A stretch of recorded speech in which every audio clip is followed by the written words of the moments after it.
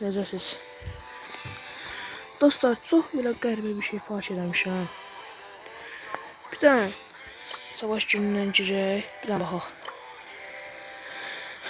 Burada nə görürsünüz? Bax, indi bu oyunçunun profilinə girəndə. Baxın da, indi burada nə görürsünüz siz? İndi deyəcəksiniz ki, mən heç nə görmürəm.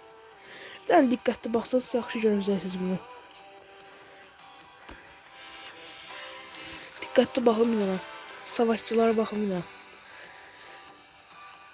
Bir dənə bunun ünvanına baxın. Kalleş ünvanı. Kalleşdəki Lili'nin ünvanıdır. Bu insan hələ Lili'ni 1000 prestij eləmir. Bu hara kalleş ünvanı alıb? Çox qəribə bir məsələdir.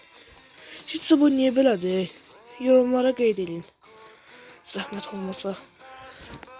Başım çıxmadı niyə belədir. Sən nə bileyim valla.